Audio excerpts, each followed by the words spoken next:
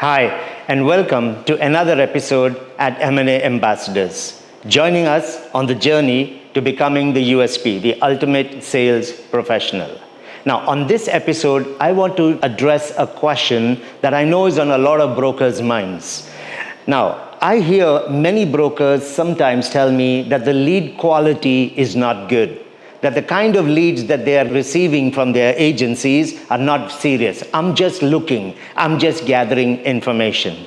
So how do I deal with those kind of leads? There are a few things I think will help you going forward. The first and most important is that you need to change your attitude and belief about the leads. And let me tell you why this is important.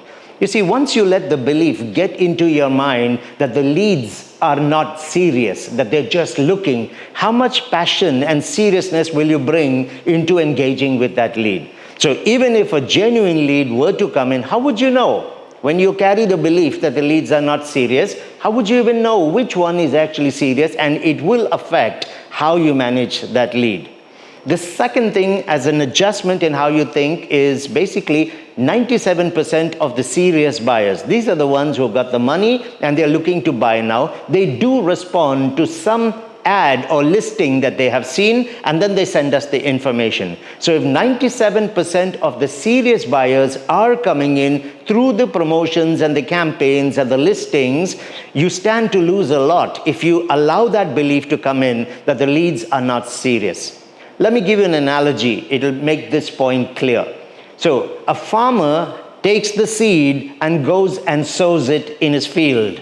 Now the farmer believes in the potential of that seed, but the seed is not going to germinate overnight. He can't come back the next day and ask, where are my apples? He needs to take care of the seed. He's got to water it, he's got to fertilize it, clear away the weeds that come on the top so that the environment is made good for that seed to bear fruit.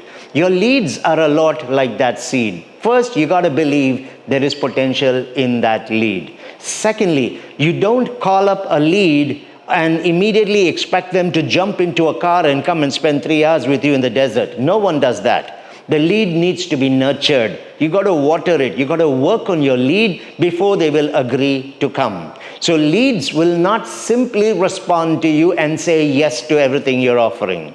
So let's look at one more aspect here, the psychology of the buyers. Now, what is the mental state of this buyer when he gives you his information? You see, he's in a curiosity mental state. He's thinking of buying and he's starting the search. Now, if I were a buyer and I'm starting a search, I would go online first. But I find an opportunity which looks attractive and I give my details. Now, I don't get offline just with that one listing or with that one lead generation. I will look for at least 4 or 5 because I can see below the listings very similar units and I'm interested in those as well. The second reason I will do this is I don't know who you are. Are you professional enough for me to decide to buy my next home with you? So I will give myself a few options and I don't feel the need to tell you that. That's fine. So I will go on to 4 or 5 of these listings, leave my details, and then I will wait for these people to get back to me. Some will get back quicker, the others might take a day. So let's say you are one of the quick ones and you responded to me. Fantastic. But that doesn't mean I'm going to commit and engage with you. Why? I still don't know who you are and how good you are. I'm going to wait for those other 3 or 4 to get back to me, and then I will decide, after I've had my first contact with each of you, who are the 1 or 2 that look really serious, the ones I want to work with. The rest of them I'm going to ghost after that. So what is important for you is not to worry about whether there are 4 or 5 other brokers in the game. It's for you to make sure that you are absolutely professional and you know exactly what you're doing when you speak to these clients on the phone. So 3 things I'd like you to evaluate when you go back to your company. The first, I'd like you to review the call structure that you are using. So when the lead comes in, how do you actually convince this client to want to work with you? The second thing I'd like you to review is what is your lead management system in the company? How do you manage the lead from the moment it comes in? Remember what I said. When people start the search, they are curious. They are in a curiosity mental state. Now, when I'm curious, I'll listen to you, but there's no way I'm giving you a meeting. Those kind of calls will always end with send me a WhatsApp, send me some information on email, I'll get back to you. Because they're just curious. And I will not give you 3 hours in the desert on curiosity. The goal here is to have a good lead management structure, a good call structure, so that you shift the lead from curiosity to serious intent. When you move them to serious intent is when they start to consider coming and taking a look. So if you approach them for a meeting without creating serious intent, you're probably going to hear, send me a WhatsApp. But if I shift them to serious intent, they are now willing to consider giving you those 3 hours in the desert.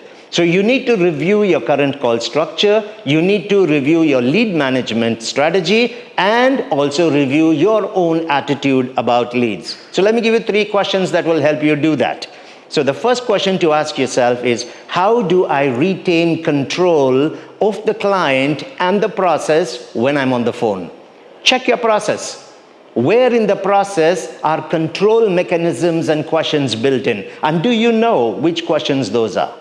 The second thing I'd like you to focus on is, how do I move this client from curiosity to serious intent? What type of questions asked in the call will create the genuine intent, the seriousness? See if you can identify those in your current process. And the third and the most important, how does my call engagement build the trust and confidence that I am the right broker to work with this client? If these answers are not clear, you might have a problem in your approach.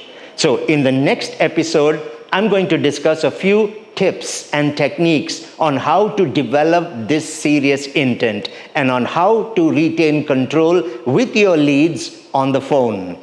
Join us in the next episode of M&A Ambassadors on your journey to becoming USP, the ultimate sales professional.